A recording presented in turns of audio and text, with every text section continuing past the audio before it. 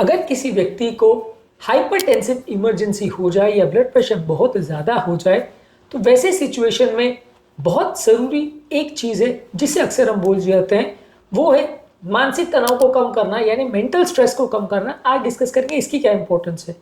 अक्सर ऐसा होता है कि जब घर पे ब्लड प्रेशर किसी व्यक्ति का बहुत बढ़ जाता है, लोग पैनिक में चले जाते हैं, घबरा जाते हैं, और ये घबराहट की वजह से ब्लड प्रेशर और बढ़ जाता है, क्योंकि घबराहट की वजह से बॉडी में स्ट्रेस हार्मोन्स रिलीज होते हैं और ये स्ट्रेस हार्मोन्स बॉडी के ब्लड प्रेशर को एक्स्ट्रा बढ़ा देते हैं, जिसकी वजह से यदि किसी व्यक्ति का ब्लड प्रेशर पहले ज़्यादा ना भी था तो और बढ़ जाता है। तो इस तरह के केसेस में मेंटल रिलैक्सेशन यानी मानसिक तनाव को कम रखना, मेंटल स्ट्रेस को कंट्रोल में रखने की क्या इंपॉर्टेंस है और इससे क्या क्या फ़ायदे होते हैं, ये सारी चीज़ों पर आज हम बात करेंगे। बेसिक ओवरव्यू तो हमने आपको ऑलरेडी दे दिया है इस इंट्रोडक्शन में, आगे कुछ और पॉइंट्स पर बात करेंगे। टॉपिक पर जाने से पहले जो लोग हमारे चैनल पर नए हैं उन्हें रिक्वेस्ट करूँगा कि चैनल को सब्सक्राइब करें, वीडियोस को लाइक करें, शेयर करें, फॉलो करें, कमेंट करें, पूरा देखें। टॉपिक इंपॉर्टेंट है, एंड तक देखिएगा। चलिए शुरू करते हैं इंपॉर्टेंट वीडियो।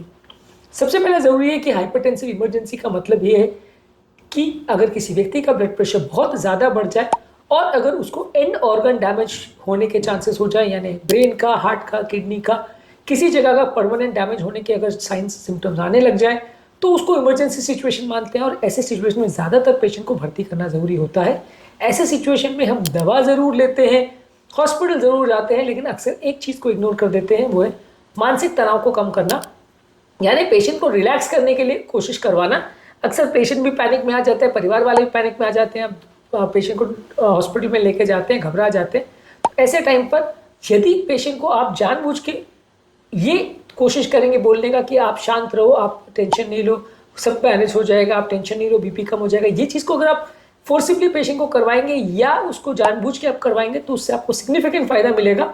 और स्ट्रेस की वजह से जो ब्लड प्रेशर अगर 170 180 से बढ़ के 200 या 250 250 पहुंच जाता है, वो कंपेरेटिवली कम हो जाएगा और 30-40 मिलीमीटर का ब्लड प्रेशर एडवांटेज आप पेशेंट को वैसे ही मिल जाएगा। उस समय पेशेंट को आप बोलिए मेंटल रिलैक्सेशन करिए, और इसके लिए आप पेशेंट को बोल सकते हैं कि वो जोर जोर से गहरी गहरी सांसें ले, मन में कोई विचार करे या 1 से 100 तक गिनती गिने।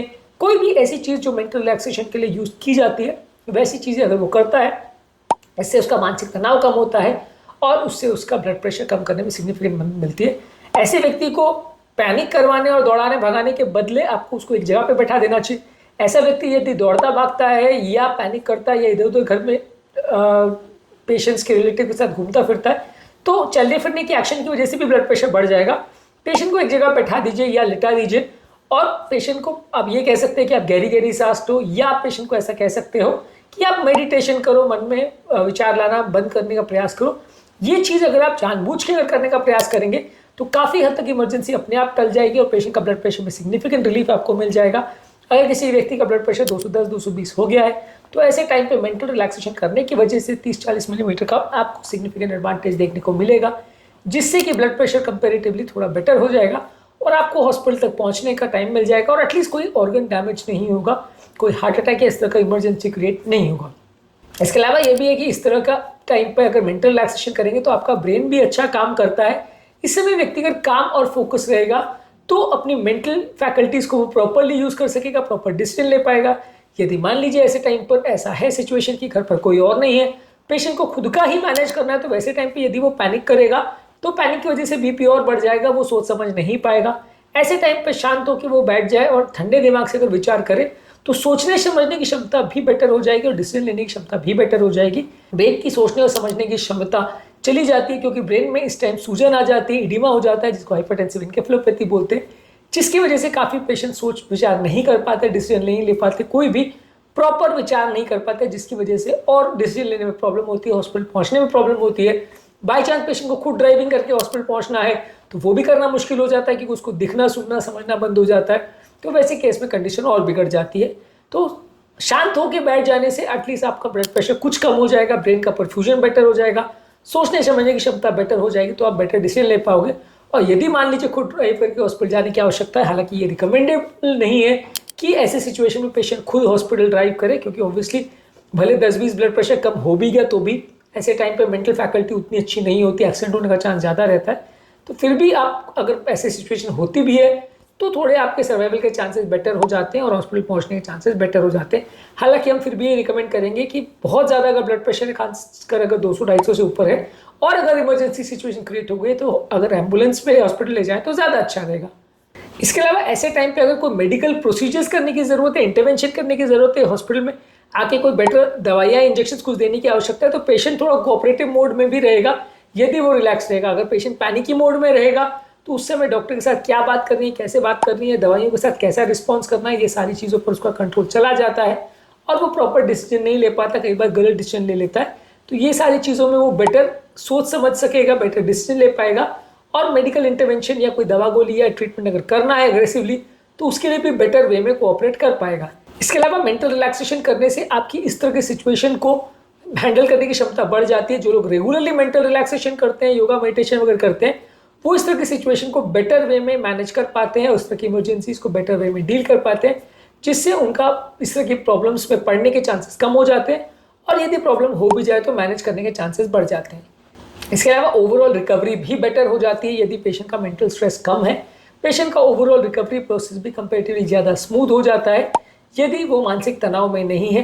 लॉन्ग टर्म मैनेजमेंट में पेशेंट की भी सिग्निफिकेंट मदद मिलती है। लॉन्ग टर्म रिलैक्सेशन टेक्निक्स अगर वो करता रहेगा तो ब्लड प्रेशर लेवल्स को कंट्रोल करना ज़्यादा ईजी हो जाएगा, मानसिक तनाव को कंट्रोल करना ज़्यादा ईजी हो जाएगा, पेशेंट का ओवरऑल ब्लड प्रेशर कंट्रोल और लाइफस्टाइल थोड़ा बेटर हो जाएगा। यदि किसी व्यक्ति को एंजाइटी इंड्यूस हाइपरटेंशन है, जो कि काफ़ी कॉमन है, अगर स्ट्रेस या एंजाइटी की वजह से कई बार बीपी शूट अप करता है, आपने अक्सर देखा होगा कि व्यक्ति को अगर पेन हो रहा है, घबराहट हो रही है, तो वैसे टाइम पे सिर्फ घबराहट की वजह से बीपी शूट अप हो जाता है। यदि ऐसे टाइम पे आप रिलैक्सेशन करोगे तो और भी ज़्यादा आपको बेनिफिट मिलेगा और लगभग पूरा ही ब्लड प्रेशर नॉर्मल हो जाएगा। और जो पैनिक का सिचुएशन है, खासकर अगर बॉर्डरलाइन ब्लड प्रेशर है 180-190 का है, तब तो वो पूरा ही नॉर्मल हो जाएगा।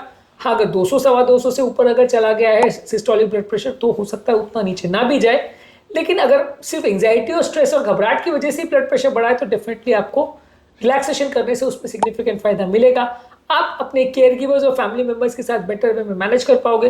फैमिली मेंबर्स को भी कोशिश करनी चाहिए कि इस तरह के टाइम पे पेशेंट को रिलैक्सेशन के लिए इंकरेज करें, उसके तनाव को कम करने का प्रयास करें। कोई सॉफ्ट म्यूजिक वगैरह आप सुन सकते हो पेशेंट को थोड़ा बहुत, अगर ब्लड प्रेशर ठीक ठाक लेवल पे हो तो थोड़ा डांस कर सकता है, म्यूजिक सुन सकता है, बातें कर सकता है, ध्यान डाइवर्ट करने का प्रयास कर सकते हैं। ये सारी चीज़ें करने से पेशेंट के ब्लड प्रेशर को कम करने में सिग्निफिकेंट मदद मिलेगी। इस दौरान आप पेशेंट को इंकरेज कर सकते हो कि वो गहरी गहरी सांस ले और अपने मानसिक विचारों को हटाने का प्रयास करे, दूर करने का प्रयास करे। माइंडफुल मेडिटेशन कर सकते हैं। इस समय प्रेजेंट स्टेटस में रहकर आप अपने मेडिटेशन करने का प्रयास कर सकते हैं, इसे माइंडफुल मेडिटेशन बोलते हैं। इससे भी आपको सिग्निफिकेंट फायदा मिलेगा। कोई सीन या सिचुएशन को इमेजिन कर सकते हैं, जैसे आप ये इमेजिन करिए कि आप पहाड़ पर हो या आप नदी में हो या आप किसी अच्छी वादियों में हो, ऐसा इमेजिन करने का प्रयास करिए। इससे भी आपका मेंटल स्ट्रेस कम होता है। इसको विजुअलाइजेशन टेक्निक बोलते हैं। और इसके अलावा एक प्रोग्रेसिव मसल रिलैक्सेशन टेक्निक होता है, जहाँ पे आप धीरे धीरे करके अपने मानसिक और शारीरिक तनाव को कम करने का प्रयास करते हैं, धीरे धीरे करके अपने मसल ग्रुप्स को रिलैक्स करने का प्रयास करते हैं। इससे भी आपका ओवरऑल स्ट्रेस लेवल्स कम हो जाता है और स्ट्रेस से एसोसिएटेड फिजिकल टेंशन भी कम हो जाता है। तो ये सारी चीज़ें आपको डेफिनेटली मदद करेगी। यदि घर में हाइपरटेंसिव इमरजेंसी है तो मानसिक तनाव को कंट्रोल करना और मेडिटेशन करना, एक्सरसाइज करना या स्ट्रेस रिलीव करने की कोशिश करना, ये सारी चीज़ें करने से आपको सिग्निफिकेंट फायदा मिलेगा। पेशेंट को इस समय आपको कोशिश करना है कि वो एक जगह पर बैठ जाए, रिलैक्स करे और उस समय अपने मानसिक तनाव को दूर हटाने का प्रयास करे। इससे आपके ब्लड प्रेशर में सिग्निफिकेंट फायदा मिलेगा। भले वो अगर पूरी तरह नॉर्मल नहीं भी होता है तो भी आपको सिग्निफिकेंट फायदा देखने को मिलेगा। तो आज के टॉपिक में हमने बात करी कि यदि किसी व्यक्ति को अगर हाइपरटेंसिव इमरजेंसी, तो ऐसे सिचुएशन में मानसिक तनाव को कम करने का क्या सिग्निफिकेंट फायदा देखने को मिल सकता है। उम्मीद करूंगा कि आज के टॉपिक में कुछ नई बातें जानने को मिली होगी। हाइपरटेंसिव इमरजेंसी के मैनेजमेंट और इसकी स्ट्रैटेजी संबंधित ऑलरेडी हमने काफ़ी सारे वीडियोस किए हैं, इनको जरूर चेकआउट करें। टॉपिक एंड करने से पहले जो लोग हमारे चैनल पर नए हैं उन्हें रिक्वेस्ट करूंगा कि चैनल को सब्सक्राइब करें, वीडियोस को लाइक करें, शेयर करें, फॉलो करें, कमेंट करें। तो